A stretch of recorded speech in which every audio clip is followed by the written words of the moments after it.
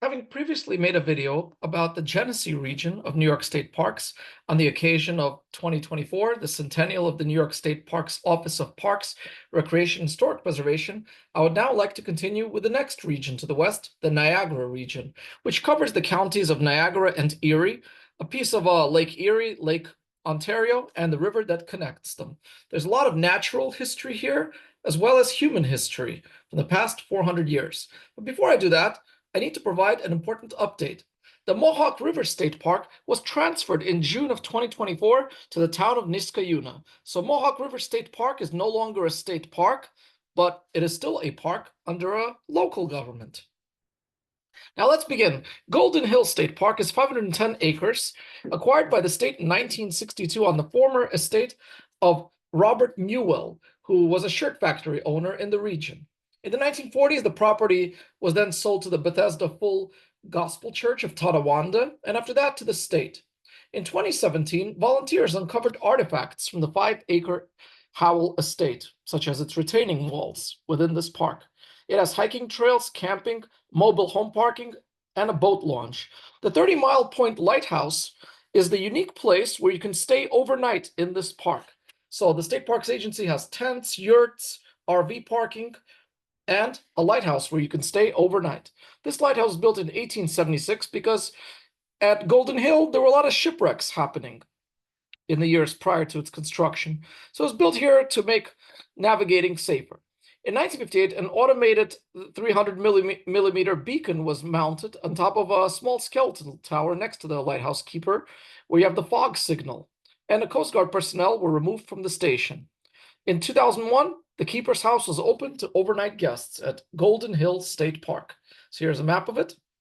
The next state park is Wilson Tuscarora State Park at 485 acres, acquired by the state in 1965, named after a former landowner as well as the indigenous people of this region, the Tuscarora Nation. This is a former sheep farm that has a beach, picnic, fishing, camping, boat launch at Tuscarora Bay, where 12 Mile Creek enters Lake Ontario. On a clear day, the Toronto skyline can be seen from 30 miles to the north on the other side of Lake Ontario. This is a Wilson Tuscarora State Park. 4 Mile Creek State Park is 248 acres, acquired by the state in 1961, located at the mouth of 4 Mile Creek. So that's 4 miles from the mouth of the Niagara River. Here you can also see the Toronto skyline when the sky is clear, and it is also the eastern end of the Niagara Scenic Parkway, an unfinished highway that was part of a bigger scheme to connect the cities of Rochester and Niagara Falls using a parkway in the style of Robert Moses, so similar types of green-shouldered highways that you see throughout Westchester and Long Island in New York City. But it was never finished. The Niagara Scenic Parkway ends at 4 Mile Creek State Park, while the Lake Ontario Parkway dead ends with this partial cloverleaf at Lakeview State Park. So the brochure made in 1958 was optimistic, but does not reflect the actual reality that this parkway was never finished. So one of the few rare defeats for Robert Moses was at 4 Mile Creek State Park. Fort Niagara State Park is 504 acres, acquired by the state in 1948. It had a continuous military presence from 1678 until 1948. It was a military base first used by the French, then the British, and then the Americans. It has outdoor pools, hiking trails, camping, and a lighthouse dating back to 1872. But most importantly, the fortress, located at the confluence of the Niagara River and Lake Ontario, with a small Coast Guard reservation on what remains of this larger fort. Within the fort, there used to be a park inside a park. You see, when the Jesuit French missionaries arrived in this area in the late 1600s, they installed a cross here at this site. It was known as the Father Miller Cross, installed in 1688. In 1925, President Calvin Coolidge set aside an 18-foot square reservation around this replica cross that was installed the following year by the Knights of Columbus. And so from 1925, this was the smallest national monument in the country, operated by the National Park Service. The Father Miller Cross National Monument was transferred to New York State Parks in 1949, a year after the surrounding military base became a state park. So for a time, this was the smallest national park site. It has a very beautiful French-style fortress, lighthouse cottage as well. In 1759, the French were expelled from Fort Niagara during the French and Indian War. The British then maintained this fort until 1796, when, with a treaty with the United States, they crossed to the Canadian side, the Niagara River. at Fort Mississauga. It was here in the War of 1812 that the British tried to recapture New York, while the Americans tried to capture British Canada. The war ended with a stalemate. But it was during that war that a local woman, Betsy Doyle, fired cannons here at the British. The park has a boat launch and a playground as well. This is Fort Niagara State Park, where Niagara Scenic Parkway takes a turn to the south. Joseph Davis State Park is 388 acres acquired by the state in 1964. Originally known as Lower Niagara State Park, this park was formed from the 220 acres purchased by New York State in 1961 from the Hopkins family, who had a fruit farm on this land. An additional 98 acres were added to the park in 1969, just before its renaming in honor of Joseph Davis. He was a former president of the Niagara Frontier State Parks Commission, serving from 1948 to 1969, as this region acquired many new state parks. So this beloved local civil servant. And you can see it has a disc golf course too at Joseph Davis State Park, the former farm that's been returned back to nature. Niagara Gorge begins to the south of that park. It's where Niagara River flows through a gorge carved out of the Niagara Escarpment. 10,000 years ago, roughly, there was a waterfall at the site of the Art Park State Park, but gradually the river carved into that escarpment, scaling it back upstream to the present site of Niagara Falls, creating this miniature canyon on the border of the United States and Canada. The state parks here include the Art Park, Devil's Hole State Park, Whirlpool, Devoe Woods, and Niagara State Park. Let's begin with the first one that's downstream here. You can see this gorge includes rapids and hydroelectric power and arch bridges. Earl W. Bridges Art Park State Park was 108 acres acquired by the state in 1974. This park was created on the site of a former industrial waste dump that when the Niagara Hydroelectric Project was being built, the extra soil from that project was dumped on the site of the art park in the slope of the Niagara Escarpment. So that's what used to be here. And there was a movement here called the Land Art Movement to turn this landscape into a place of sculptures. The New York State Park's counterpart to what New York City has with its Socrates Sculpture Park in Astoria, sort of like a public state-owned version of what Storm King Mountain is in the Hudson Valley, which is a privately owned sculpture park. The Earl W. Bridges Art Park State Park is known not just for its sculptures, but also for its concerts, its outdoor concerts that take place here, named in honor of a beloved local New York State senator who represented this region. But interestingly enough, the place where you have modern land art sculptures is also a place of much older history, nearly 2,000 years old. Those were the Hopewell cultures. Native American mound builders, best known for Cahokia, Illinois, also built mounds throughout the Mississippi and Ohio River valleys as far east as the Niagara River.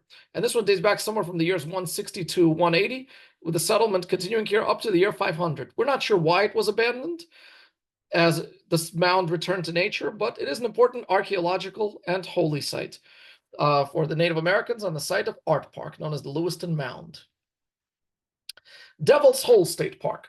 This state park is 42 acres, and it's located on a buried canyon from the last ice age, facing the Devil's Hole Rapids on the Niagara River.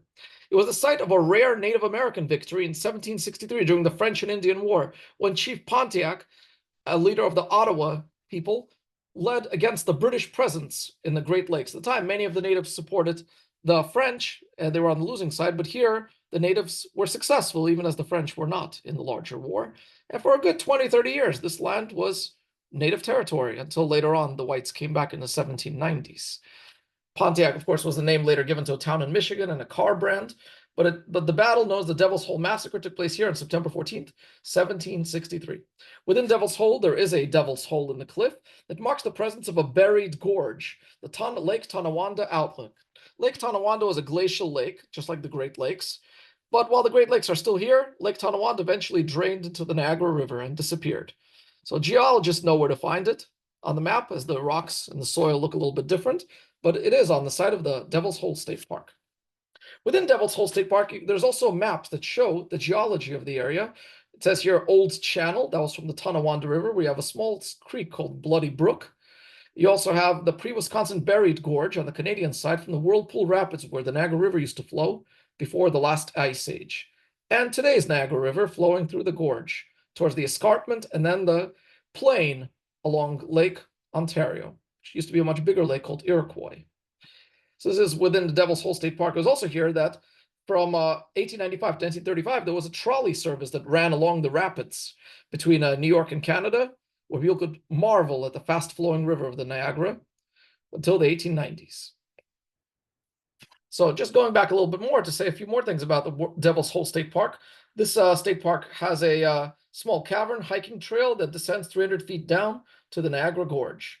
Next one is Reservoir State Park, 132 acres, acquired by the state in 1962. It was built in tandem with the Robert Moses Niagara Hydroelectric Power Plant.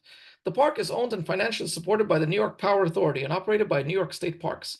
It's named for the Lewiston Reservoir that took away part of the Tuscarora Reservation. The park has baseball, basketball, tennis, ice skating, model airplane field, and a memorial to the reservoir workers. You can see that on the eastern side of the Reservoir State Park, there's the old military road that dead ends by the reservoir. And this reservoir takes water from the Niagara River, channels into a large storage basin, and then empties through a dam that generates electricity. Part of the reservoir is on the site of the Tuscarora Reservation, going back to the early 19th century. Robert Moses promised the natives he would build them a community center in exchange for their land for a reservoir. The natives resisted. The case made it all the way to the Supreme Court, where the natives were defeated, part of a long history of injustices and displacement.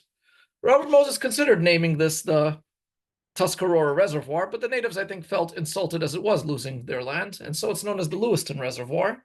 And part of that public benefit of the reservoir was the state park on its southern side.